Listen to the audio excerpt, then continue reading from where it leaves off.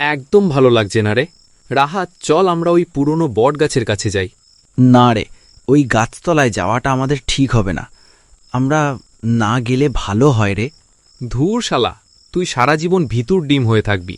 এই সুমন, আমাদের decision final. আমরা আজকে একটু পরে ওই বট গাছের তলায় যাব, আর দেখব এখানে কিছু আছে কিনা। ঠিক আছে, আমার তো যাওয়ার ইচ্ছা আছে প্রচুর, কিন্তু এই শালা রায়হানকে নিয়ে কি করি? শালা একটা ভিতুর ডিম, আমাদের মতো সাহসী হতে পারল না। এত সাহস হওয়া ভালো না, বুঝলি? তোরা বুঝবি ঠিকই একদিন বুঝবি, যখন অনেক বড় ক্ষতি হয়ে যাবে তখন বুঝবি এই ভিতুর ডিম ঠিক বলেছে। এত কথা বাদ, এত কথা জানি না, বুঝিও না। একটু পরে রাতের বেলা আমরা 3 জন একসাথে ওই গাছতলায় যাব।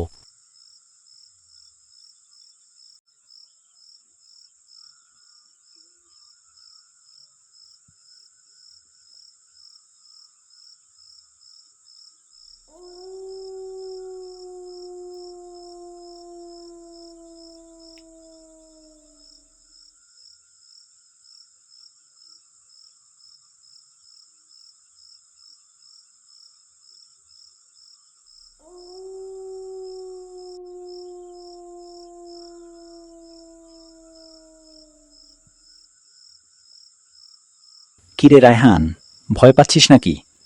ভয় পাবি না, আমি আর রাহাত তোর সাথে আছি। একদম ভয় পাবি না, বুঝলি? সুমন, তুই একদম ঠিক কথা বলেছিস। আমরা দুজন থাকতে আবার কিসের ভয়? আমরা হলাম সাহসী মানুষ। আজকে দেখব কি আছে। আমি কি ভয় পাই নাকি? হ্যাঁ হ্যাঁ, বুঝতে পেরেছি, তোরা অনেক সাহসী। তোদের এই সাহসী তোদের কাল হয়ে দাঁড়াবে, দেখিস। যেদিন বুঝবি ওই দিন অনেক দেরি হয়ে যাবে। তাই তোদের মুখটা বন্ধ রাখ আর সামনের দিকে চল। শালা, এত ভয় পাস তুই আর আমাদেরকে এইসব কথা বলছিস? আজ ভূত আসবে আর রায়হানকে খাবে।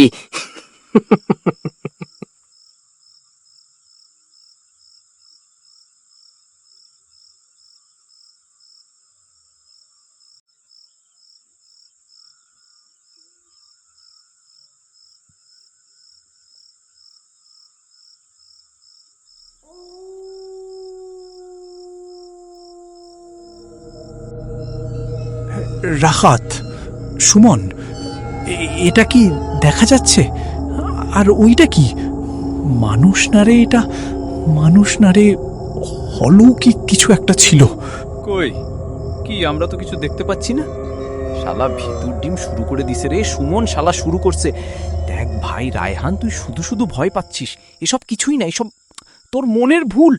ওইখানে কিছুই ছিল না। বেশি কথা না বলি সামনের দিকে চল।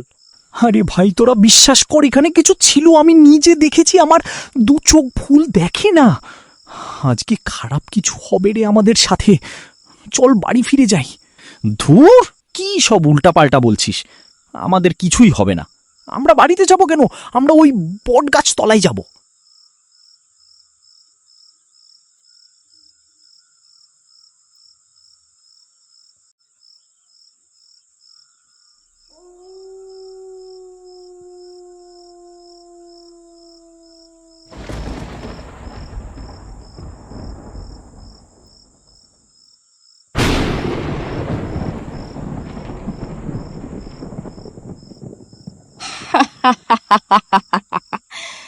কতদিন মানুষের মাংস খাই না, কতকাল মানুষ রাতের বেলায় বটতলায় আসে না, কতকাল মানুষের ঘাড় মটকাই না। এরকম চলতে থাকলে আমি তো মারা পড়ব। আরে, কারা যেন আসছে, দিক দিব সব কটার ঘাড় মুটকে।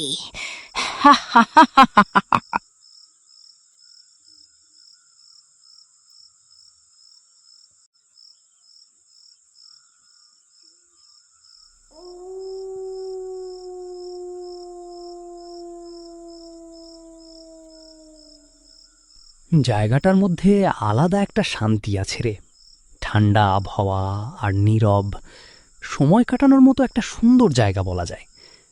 তারপরও মানুষ কেন যে এত ভয় পায় এখানে আসতে, সেটাই বুঝলাম না। আমার তো বেশ ভালোই লাগছে এখানে। এত ভালো আবার ভালো হয় না, বুঝলি। এই এত সুন্দর শান্তির পিছনে লুকিয়ে আছে আরও ভয়ানক কিছু, বুঝলি। আমার খুব ভয় লাগছে রে, ইচ্ছা করতেছে এখন বাসায় চলে যাই। দুট শালা, তুই মুখ বন্ধ রাখ। আর একটা আজে বাজে কথা বলবি না।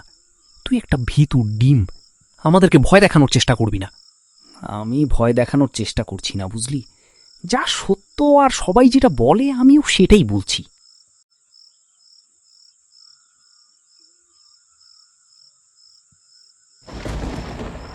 আরে আরে, কি হচ্ছে কি এসব? হঠাৎ করে এরকম বিদ্যুৎ চমকাচ্ছে কেন আকাশে? হঠাৎ করে আবহাওয়া এরকম পরিবর্তন হয়ে গেল কিভাবে? কি হচ্ছে কিছুই তো বুঝতে পারছি না।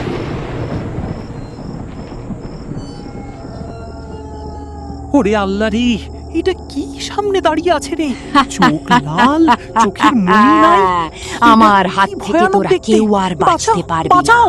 অনেক দিন মানুষের মাংস খাই না আর ঘাড় মটকাই না, আজ আমার সেই আশা পূরণ হবে। রায়হান, সুমন, ভাগ তোরা, ভাগ ভাগ, পালা। আমাদেরকে খেয়ে ফেলবে আর মেরে ফেলবে, তাড়াতাড়ি পালা। কোথায় পালাবি তোরা? আমার হাত থেকে আজকে বাঁচতে পারবি না তোরা। পালা দেখি কত দূর পালাতে পারিস।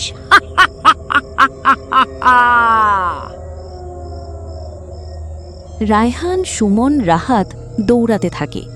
দৌড়াতে দৌড়াতে এক পর্যায়ে রাহাত সবার পিছনে পড়ে যায় এবং সেই অলৌকিক পেতনি রাহাতকে ধরে ফেলে এবং রাহাতকে নিয়ে চলে যায়। সুমন এবং রায়হান দৌড় দিয়ে কোনো মতে বেঁচে যায়। কত করে তোদেরকে বললাম যে ওইখানে যাওয়ার প্রয়োজন নাই, প্রয়োজন নাই, তারপরও তোরা আমার কথা শুনলি না। যদি আমার কথা শুনতি তাহলে আজ আমরা রাহাতকে হারাতাম না। রায়হান বন্ধু, তুই ঠিক বলছিস। যদি আমরা তোর কথা শুনতাম তাহলে আজ আমাদের এই দিন দেখতে হতো না। তোর কথাই ঠিক, এত সাহস ভালো না রে। আজ আমি খুব ভালোভাবেই বুঝতে পেরেছি কথাটা।